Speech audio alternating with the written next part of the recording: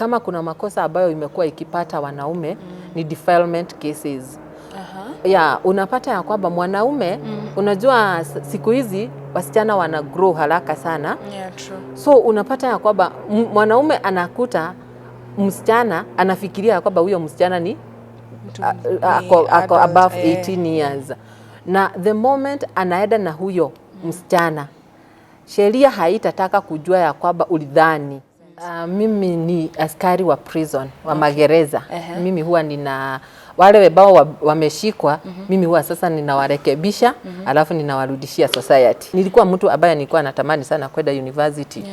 But unfortunately, I never got the grade that I wanted.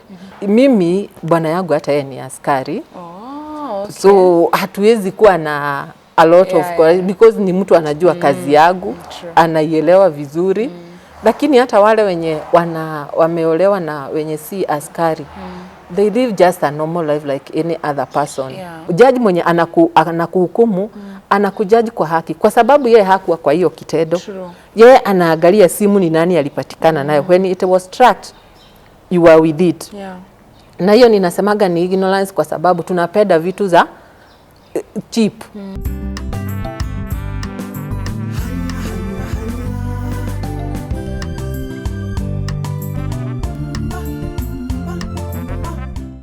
Hello and welcome to Paris Mbuthia TV. My name is Rispa Kenda na leo venye mnaona security iko tight.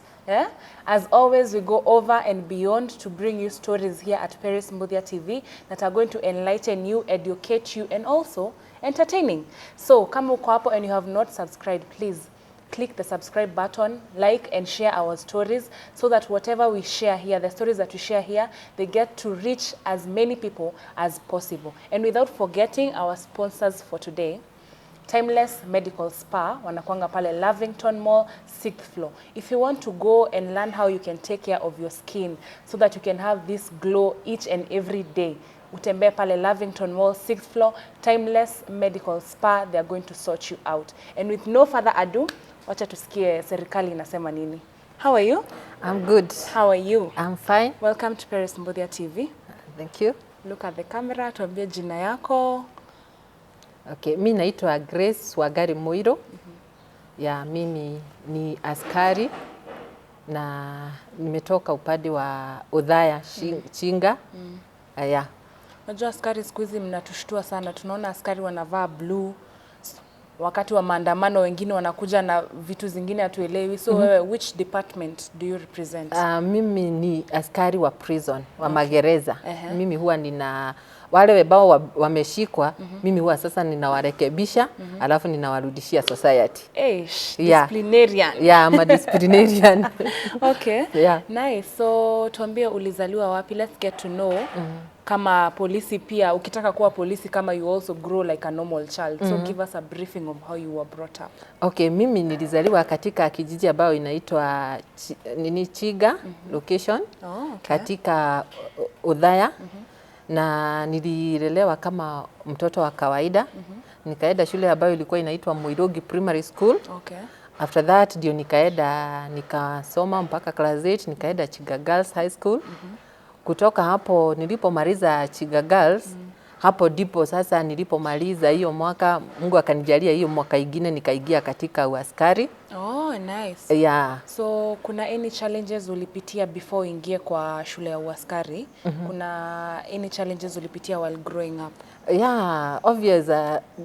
Me, I was brought up in an average. Siwezi sema ya kwamba tulikuwa ile kule maskini sana, but then hatukuwa ile ati watu wenye walikuwa wanaitwa masonko. Mimi nililelewa katika familia ambayo it's an average family. My dad was a civil servant. So ni ile unalelewa pesa hazikuwa mingi na hazikuwa uko na kidogo tu na ukosi. At least unapata basic needs. Unapata the basic needs. Na kitu yenye naweza sema kwamba wakati ambapo nilipokuwa nikimaliza hapo, my dad had already gone for retire. Hapo ndipo ninaweza sema hapo charity sasa. Unajua sasa kama ulikuwa mzazi alikuwa kazi, then all of a sudden ametoka. Sasa ile pesa obvious ukishaenda retire you don't get the whole amount. Unapata tu just the pension. And hapo ninaweza sema kwamba hapo ndio ilikuwa challenge, because I knew wakati ambapo nilipoangalia nikaona ya kwamba I never got the grade that I needed, because I was a performer, but hapo nilipofanya my form 4 I did not manage to get the university grade that I wanted. Yeah, and those days, because saa hii unaweza pata ya kwamba mtu wa C+ anaenda university direct, but in our days we got B minuses and we couldn't enter into we did not reach the point for university. So wakati ambapo nilipoangalia nikapata ya kwamba sijapata ile grade ambayo nilikuwa ninatazamia, I decided whichever work that I'm going to get, that's what I'm going to enter. After that niingie shule nijisomesha, because nilikuwa mtu ambaye nilikuwa natamani sana kwenda university. But unfortunately I never got the grade that I wanted. So wakati ambapo nilipoambiwa kuna recruitment ya uaskari, nikaamua hata mimi nitaenda nikibie na nipate ya kwamba kama ninaweza chukuliwa. And so I went in the field, and fortunately Mungu akanisaidia nikawa mmoja wa wale ambao walichukuliwa. So I reported to Royal Prison. I went for 9 good months. Then after that, because ninakwambia nilikuwa na urge. Nikuulize swali kidogo. Ulikuwa na desire kukua nini when you were growing up? Unajua wakati tulikuwa tunakuwa, sisi ile kazi tulikuwa tunajua ni lawyer na accountant na pilot. So mimi yangu ilikuwa lawyer. Oh, wow. Yeah, mine was a lawyer. I wanted to become a lawyer. Uko mbali sana. In fact, you're disciplining people to follow the law. Yeah. Uko mbali. Actually, I remember in high school in Chigagaos we used to tell, tukiamka asubuhi kwenda kusoma morning, nilikuwa tunasema we are the lawyers of tomorrow. But unfortunately the grade yenye tulipata hatukupata ile yenye tulikuwa tunatazamia. And I think also coming from such a background, because the grade was good, but the parent could not afford the parallel university those days. Na ninashukuru kwa sababu kuna yule president alikuja, at least universities zikafunguliwa mingi such that you could go back hata kama hukupata hiyo grade ya kwenda entry direct. So nilipomaliza ndio nikaweza kuingia sasa university, baadaye nilipoingia katika hii kazi ya uaskari. Tuambie, so ukiwa kwa training, ulienda training for 9 months. So after training immediately ukapata kazi, ukakuwa posted somewhere. Ukiingia training already wewe ni askari. Kitu yenye huwa inafanyika, because the training is not so easy, unaweza kosa kumaliza. But ukishachukuliwa kwa field, those 9 months wewe ni tunawaitaga recruit. You are a recruit, but wewe ni askari. Ukishamaliza sasa umefaulu kuwa askari. Alright. So post yako ya kwanza ulipostiwa wapi? Post yangu ya kwanza ni And how was your first time at work? My first posting was Kisumu. Kisumu City. And I can tell you it was not easy. Kuona ya kwamba mimi ninatoka Central na sasa unaenda kwa, unajua hii tulikuwa tunaisomea shule Nyanza province. So unasikia maybe watu wanakuambia huko venye malaria iko mingi, you can imagine. Alafu sisi kwetu ni baridi sana, hata nyoka huwezi ona, unaambiwa huko nyoka ni zile kubwa kubwa. So it was not easy. But nilipoenda huko nikakuta hii kumbe ni watu wa kawaida tu wanaishi vile ambavyo it's just a normal life like any other. You just need to adjust, and people there are so friendly also. So unajipata kwa kazi ukiingia unaweza kuigiana na watu tu, because people are just like ni wale tu ni vile tu ni kabila tofauti na yako, but you are able to adjust. Alright. So for how many years have you worked have you served as a police? I have worked for 17 good years. This is my 17th year in the service. Wow, 17. Hey, that's a good thing. Unafaa kufanya anniversary. Miaka yenye, in fact funny enough, mtu anaonaga kama aliajiriwa jana. ni watu wanashtukaga umefanya kazi kwa miaka mingi, but wewe kwako unaonaga kama ni jana tu. Ni vile tu unakaa unahesabu haya, I'm almost retiring, so unaenda ukianza jipaga. So do you have a family? Yeah, I do have a family. You do? I'm a mother of two boys. Yeah. Oh, 2 boys? Yeah. Okay, so what about your husband? How does your husband take it? Na kuna wakati mwingine unapata kwa family setup ingine, the lady ni ako kwa ni polisi, lakini the husband is not. So people tend to have this notion that the lady juu ni polisi atakalia bwana yake. So how is your scenario? How is it at your place? Okay, my scenario, first of all, I want to bring, yani kuondoa hiyo dhana ya kwamba askari anaweza kalia bwana yake. Ukweli ni kwamba askari ni sister ya mtu na ni mama ya mtu, na at the same time yeye ni bibi ya mtu. So vile tu ukiwa wewe si askari, vile tu watu huwa wanarelate, hata ukiwa askari ni hivyo. Kwa hivyo ukitoka kazi hii kofia unaiacha huko, hakuna kubeba hiyo kofia kwa nyumba ati ukalie bwana yako. In fact, hebu nikwambie kabisa Paris, ya kwamba unaona hii uniform nikiitoa, tukutane na wewe pale nje, utajua kama mimi ni askari. Actually hata watu wengi mtu mkikaa na watu, kama wakati nilikuwa nimerudi shule, watu cause you just don't go and introduce yourself when ni askari, watakapojua wanashagaga, wanaanza kukwambia, na haukai kama askari, you are like, askari ni mtu wa kawaida tu. It's only that amepewa hiyo majukumu kwa muda fulani kuwa askari. So kwa hiyo swali ambayo umeniuliza mambo ya bwana na mimi, fortunately mimi bwana yangu hata yeye ni askari. So hatuwezi kuwa na a lot of because ni mtu anajua kazi yangu, anaielewa vizuri. Lakini hata wale wenye wameolewa na wenye si askari, they live just a normal life like any other person.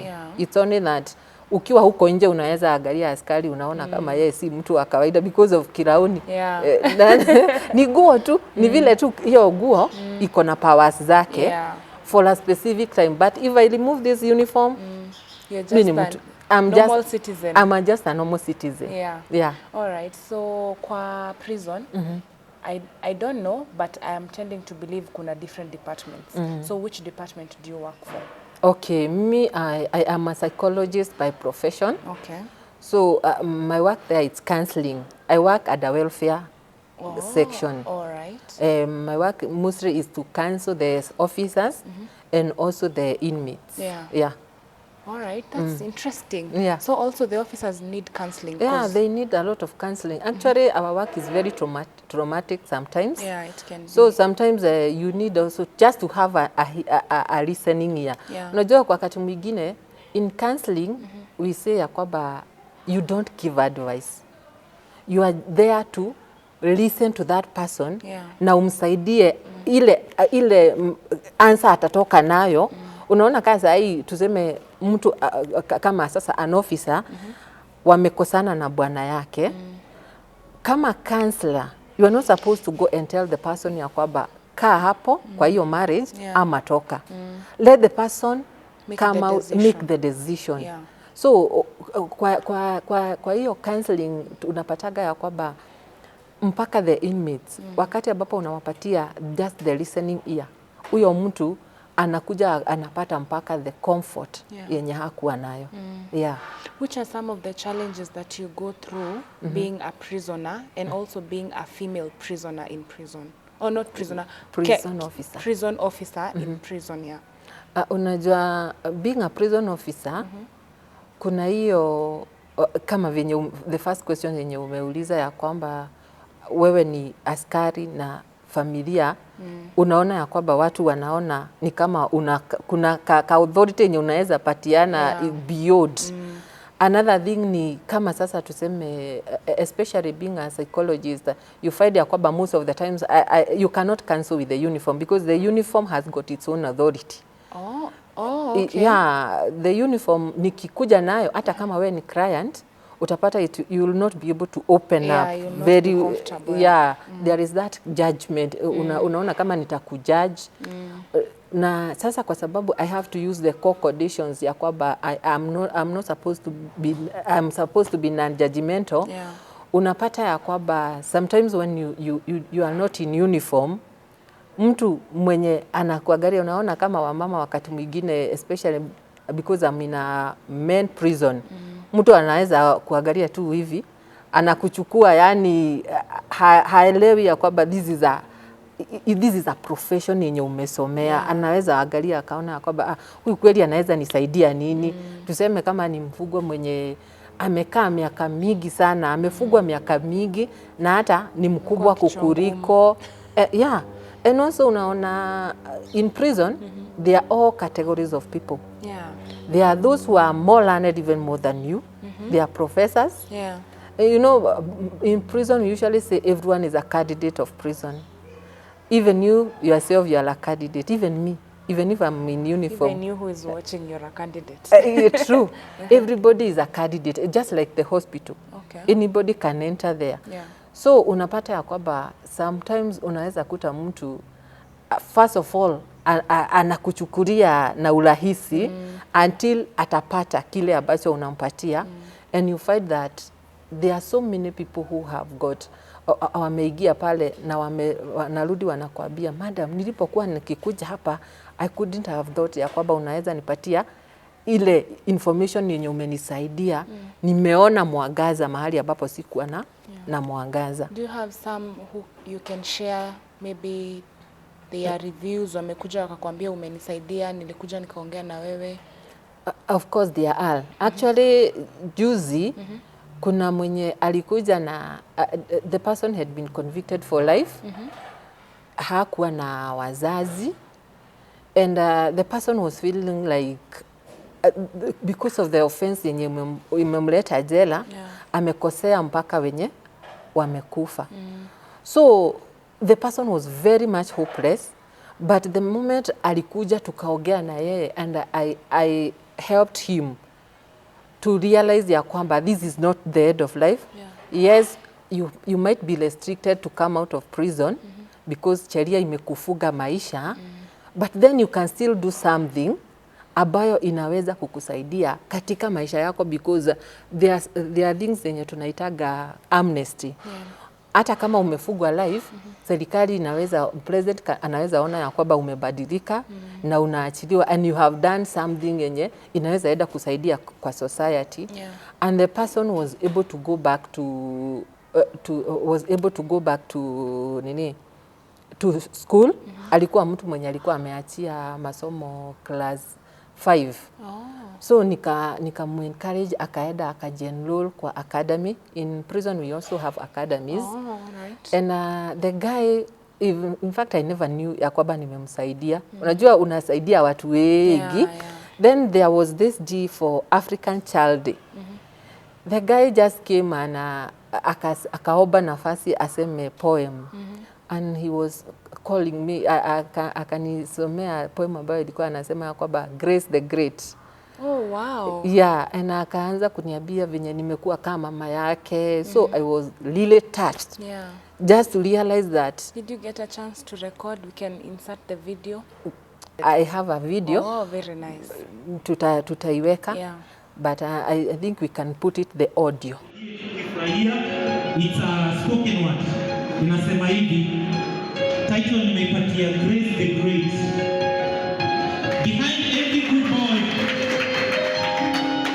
Behind every good boy, there is a good mom. To me, you are a good mom, more than a good mom. In fact, the best mom. There are many moms and many good moms too. Kindly allow me to call you Super Mom. Behind every successful man, there is a woman. Behind me, a very successful man, there is Madam Grace. There are so many madams and so many Graces too. Kindly allow me to call you Grace the Great. You saw a future in me when I had lost the meaning of life. You made me a better man when I was bitter. What you did to me was not in vain, because blood is still running in my veins. You saw me in chains and you said you must have them broken. Come shine, come rain. You advised me like your own son, and today I shine like the sun. There are so many madams and so many graces too. Kindly allow me to call you Grace the Great. Meeting you was leisure, but knowing you is my pleasure. I am who I am, and I have all that I have today, courtesy of you. Of all the words you say to me about life, truth, and being free, you inspired me. There are so many madams and so many graces too. Kindly allow me to call you Grace the Great.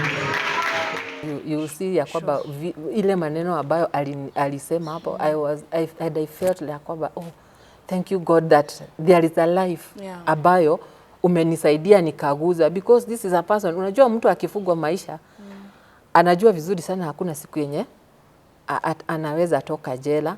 So unakuta kwamba mwingine hata anaweza chukua kamba aamue ajinyonge amalize maisha yake.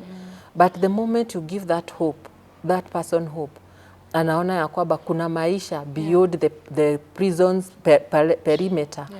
Hiyo ni kitu ambacho kinanisaidiaga sana, na feel ya kwamba this is a great achievement, and I have got so many people wenye unapata ya kwamba walikuwa desperate and hopeless, but then they came and told me, madam, unajuaga ile siku yenye ulinenea, because mostly I like, unaona siku za kwanza ambapo mtu anaigia jela, I love dealing with those people because hawajakuja wakaelezewa mambo mingi. Unajua kuna hawajakuwa influenced by those who are there already there inside. Alafu mtu ukitoka nje kuna ile dhana, I'm going to commit maximum prison.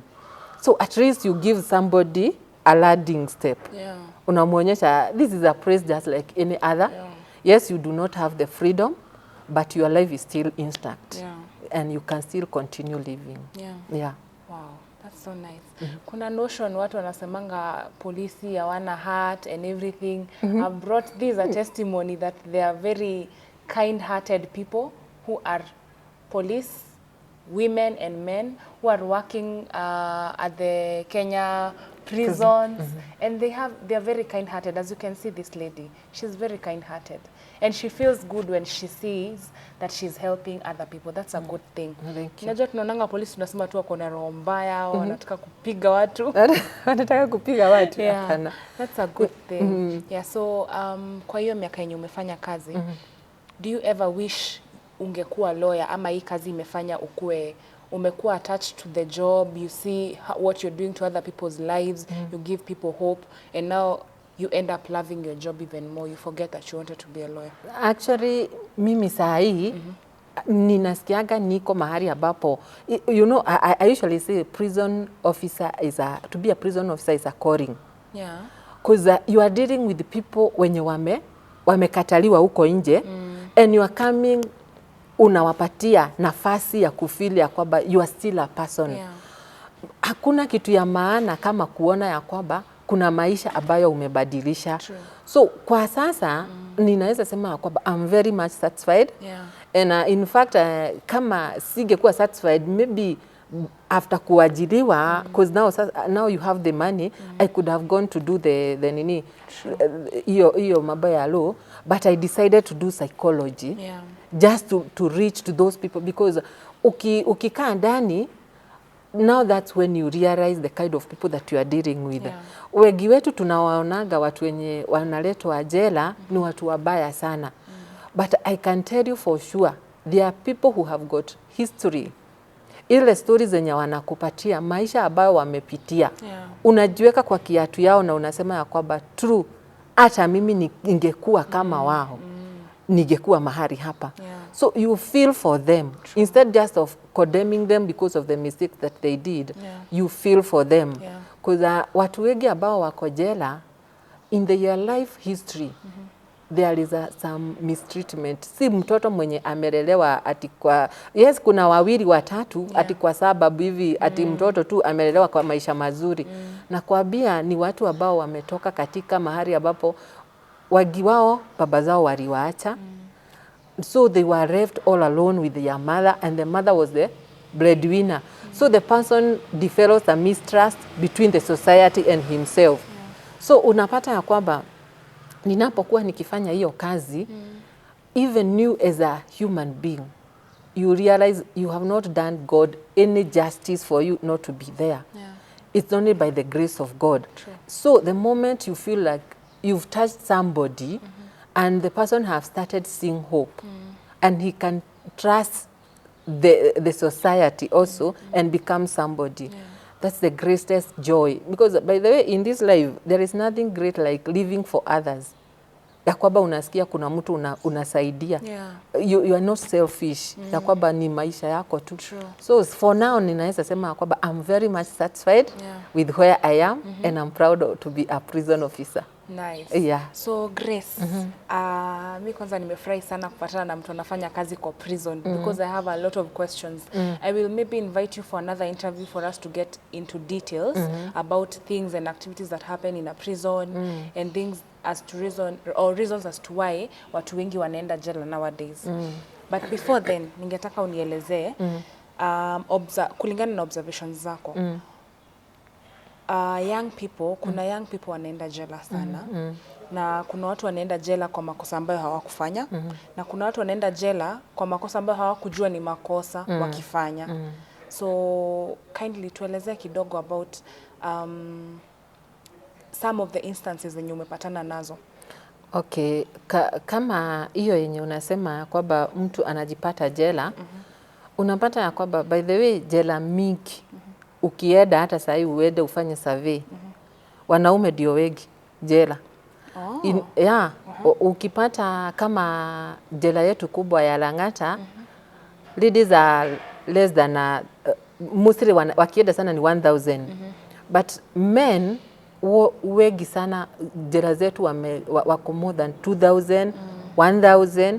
So wako wengi sana huko.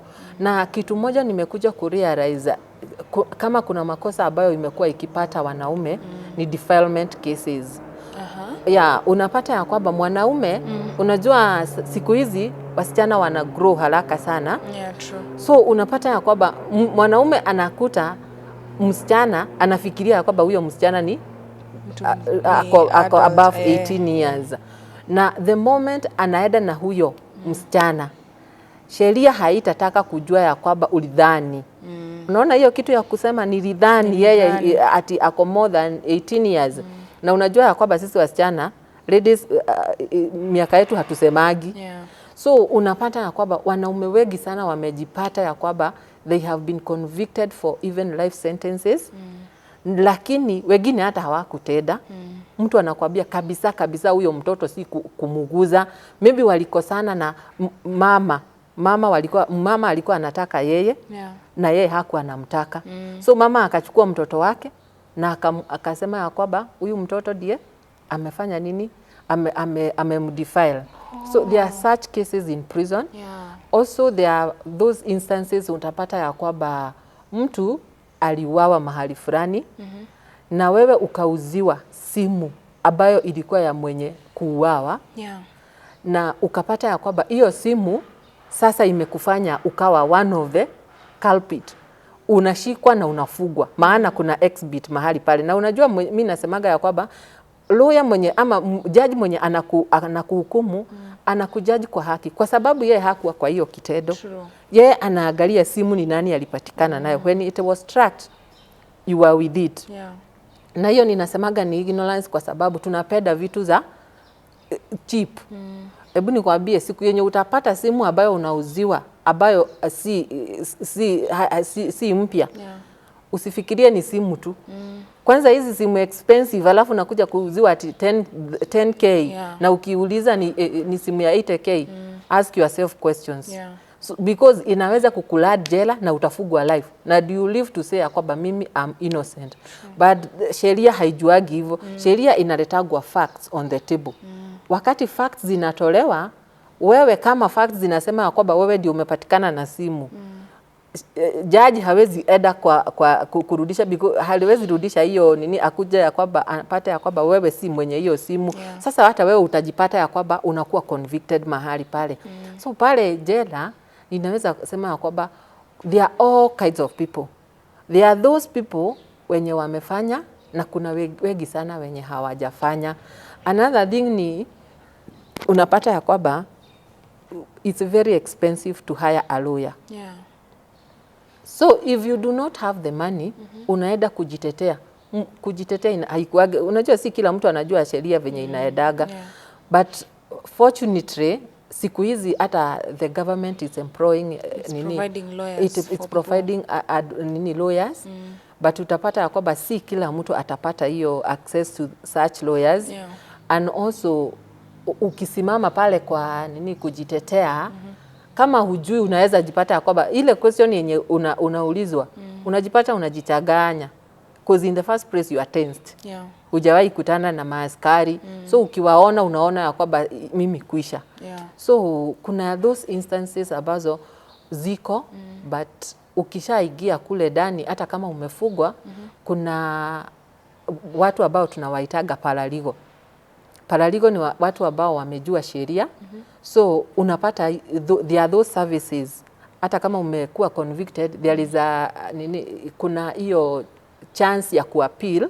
Na sasa at least utakuwa umeelezewa. Yeah. Ukienda, ukishasoma statement zako, kuna jinsi ambavyo unafaa kujitetea. So there are those chances to go back to court na uweze kujitetea tena. Okay. I think I'll get to invite you for another episode. You get to tell us even more into details vitu zenye zinafanya sana watu waende huko, how we can avoid them, hizo ignorance za unauziwa simu hujui imetoka wapi, wewe unanunua tu, vitu kama hizo. And also before tumalize now, parting shot, uliniambia you're a psychologist. That is what you do in prison. You counsel people. So according to your observation, like general, tumeona like mental illness is one of the biggest pandemic yenye itafanya watu waishe kwa hii dunia. You see, every day mtu anajiua, huyu ameua mtu anapendana, huyu sijui amekunywa dawa, huyu sijui amefanya nini, mambo mingi sana. So what exactly do you think is the cause of these many cases of mental illness and how can we try to avoid those cases? Unaona, kwanza hiyo kitu, it has become a pandemic worldwide, especially when it came to coronavirus. Yeah. Because this is something yenye ilikuta watu. Unajua human beings kuna ile capacity yenye tumewekwa ya kwamba unaweza stahimili stress fulani. Yeah. Lakini sasa ikizidi unajipata ya kwamba sasa unakuwa mentally ill. Yeah. Stress ikiwa mingi zaidi because of that traumatic event. So kinye ninaweza sema kwamba it's good to have a relationship with people that you can talk to. Kuna watu wengi ambao unapata ya kwamba mtu ame bottom up vitu. Kuna a lot of stresses that is in you ambazo zinakufanya ya kwamba unajipata ya kwamba nao umepata hata hiyo depression. Yeah. Na unapata ya kwamba if you don't talk it out ama uitoe, itaweza kukumaliza. Na tena maisha imeenda juu sana. Yeah. Everyone is crying. Na si hapa Kenya peke yake. Unapata kuna wakati nilikuwa ninaangalia kwa runinga, everywhere is demonstration. Yeah. People are wondering what life imefanya nini. So unapata ya kwamba we need to be socially, naweza sema ya kwamba tushikamane na hata jamii zetu.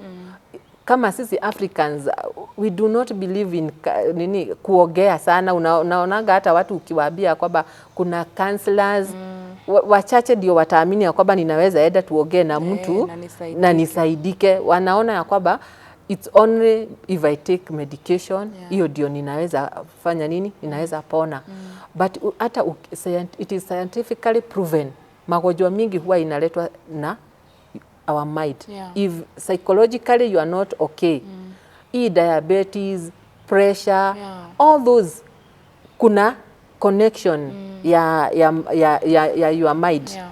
So kitu yenye ninaweza sema ni kwamba also even the church, involve yourself even in the church, even prayers. There are all those kinds of things that you can do. Usiwe tu wewe ni kazi peke yake, hakuna mahali una interact. We are social being. Yeah. So the moment you do not have anybody mwenye unaweza sema ya kwamba mimi hapa niko na shida, unapata ya kwamba at the end of the day utakuwa depressed, na diposa unaona ya kwamba kuna a lot of suicide cases because the person has become hopeless. Najua sometimes a church huwa inaisaidia mtu kama uko hopeless, ukiingia mahali pale unaambiwa ya kwamba there is a higher being abaye anaweza kukusaidia. In fact, when we are dealing with drug addicts, we try to connect them to a supreme power ambayo inaweza kukusaidia utoke mahali pale because the person is helpless. So ninaweza sema kwamba there are so many things that we can do, and mostly that interaction, have somebody that you can share with. True. Wakati ambapo una share hata kama stress ni mingi, because in fact in psychology we say stress is good, but when it goes beyond, that's what, because you need some stress to work. If you kama huna stress hata ya kutaka chakula, utalala na huwezi, lakini si utakufa tu. So but when it goes beyond, that becomes a problem. So let's have somebody that we can share with. Mwenye anaweza kukusikiza, just listening. Tunasemanga a problem shared is halfway solved. Thank you so much. So I know that you're wearing a lot of hats. You're a mom, you're a wife, you're a prison officer, and you're also an artist. So now let's hop into that. So when you mwimbaji, what kind of songs do you sing? I sing gospel music. Oh, nice. Mimi nimeokoka. So I usually sing gospel music ambayo inaguza watu wengi na ninaiimba kama injili. Ulianza kuimba lini juu wewe ulikuwa unataka kukuwa lawyer? Nilikuwa nataka kuwa, mimi nilianza nyimbo zangu nilikuwa nimeziandika kwa vitabu, but kuenda kwa studio na kurecord, now being serious with the music, nilianza 2020 wakati wa corona. What inspired you to write the music before hata uende kurecord? Ulianza kuandika music. What inspired the writing of those songs? Kuna venye nilikuwa nasikiaga hiyo, unajua kuiba ni kipawa ambacho mtu anasikia ni kama uko nayo. Beleni mimi nilikuwa mchungaji tu, but nilikuwa ninasikia kwamba there is something that was culminating me to sing, na nikajua kwamba ninaweza guza mioyo ya watu wengi through singing and also worshiping God. You know, the Bible says ya kwamba he dwells in the praises of his people. True. Wakati ambapo unampraise, not just kufanya kukuja tu na kuenda, anakaa mahali pale. So my worship is mostly meant to make God be felt even to others. All right. What made you choose to go that way of gospel music instead of other kind of music? Other kind of music. Is it maybe your upbringing or what really made you go that route? Just like I have told you, mimi nimeokoka na sisemi ya kwamba kuiba hizi nyimbo zingine za mafundisho ni baya, but sasa kuamini kwangu, I sing to worship the Lord. I sing to glorify him. Unajua unaweza iba wimbo uglorify. Kuna watu ambao wana glorify maybe msichana fulani, kuna watu wana glorify masomo fulani, but for me I sing to glorify the Lord. So my calling is to worship him who created me. There are people who I usually say ya kwamba kuna watu wanaiba wana glorify the creation, but also you can glorify the creator. So that's where I focus on. So umeingia studio when? Last 2020. 2020. Oh, so umekuwa kwa music for 3 years. 3 good years. 3 years. So which was your first song? Tuguzie kidogo ka worship. Okay, my first song ilikuwa inasema ya kwamba ni ya Kiingereza, inasema ya kwamba oh it is sealed. Inasema oh it is sealed. Oh it is sealed. Jesus has sealed my entitlement. Oh it is sealed. Oh it is sealed. Jesus has sealed my entitlement. Very nice. That was your first song That to was record. my first song to record. How many have you recorded so far? I have got 7. Oh, actually, nice. I have got an album now. my Yeah. first album. Congratulations. Thank you. All right. So we are told women we are multitaskers, but sometimes it gets difficult to multitask because we are human beings. Na naona wewe uko na hats mingi, wewe ni mom, wife, Kenya prison Officer. officer. And you're also an artist. How do you create time for all of this? Okay, one thing I do ni kwamba wakati ambapo sasa ni wa kuiba, sasa kuna wakati nakuaga off, na hiyo ndio time ambayo huwa ninachukua, ninaenda nina record. Yeah. But then nikiingia kwa nyumba, mimi ni mama, I have to remove the uniform and become a mom. True. And also a wife. Ikifika hapo sasa uaskari inaisha. Hata ukikuja kwa nyumba yangu utashangaa kama huyu ni yule askari tulikutana na yeye. So I have to remove those hats. Yeah. And there is the grace. You know, wakati ambapo Mungu anakupatia hiyo kipawa, ana make sure kwamba he has provided the grace to multitask all of it. Yeah. And you find yourself you are selling it very well. But siwezi sema kwamba hakuna challenges kwa sababu kasa hii mimi niko na nyimbo mingi. But nakwambia kuna wakati ambapo unaona kwamba my family comes first. Yeah. Sasa hizi zingine unaziweka kado. So ninaweza sema kwamba yes, I do it but I have to limit it. Yeah. So that sitaiba. Alafu siku moja niangalie watoto wangu wamesha grow. Unajua wanakuaga haraka sana. You find yourself, yes, you have the achievement, but when it comes to the family, you neglected it. Yeah. So it's called for discipline. Yeah. Yeah. Wow. That's so nice. So ambia watu wa Paris Mbuthia TV where they can get your music first. Okay, mimi niko na YouTube channel ambayo inaitwa Grace Moiro. Ukienda hapo utapata nyimbo, niko na nyimbo kadhaa. Kuna moja ambayo inaibwa Githe niguo utarie. Githe niguo utarie Mwathani. Githe niguo utarie Mwathani. Mawiko maku Ngai nĩ maingĩ.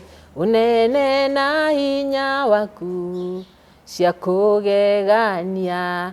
Niko na nyimbo kama 7. Kuna za Kiswahili, ingine kama moja inaimba, nimechanganya. By the way, I've sung all kinds of English, Kiswahili and Kikuyu. Mifupa mikavu inaweza ishi. Mifupa mikavu inaweza ishi. Tuitabirie kwa jina la Yesu. Mifupa mikavu inaweza ishi.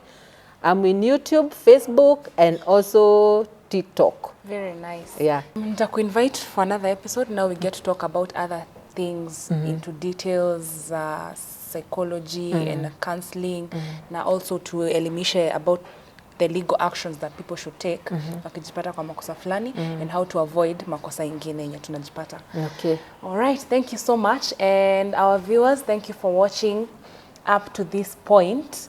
You see, we go over and beyond. Tunaenda mpaka kamiti kuwaletea hapa serikali, you know. We are a big deal. So if you have not subscribed, kindly subscribe, like, share. And if you're there, if you want to share, we have said, a problem shared is a problem half solved. If you're there, you have a story you want to share with us, we always put our numbers there. Reach to our manager and then we can come to wherever you are and you share the story with us. We give you a platform to share what you have with us. Thank you so much. My name is Rispa Kenda, without forgetting our sponsors for today. Timeless Medical Spa, Lavington Mall, 6th floor. If you want to learn how to take care of your skin, they have all the products and they have all the skills. Visit them and God is going to bless you. Thank you so much. Timeless Medical Spa.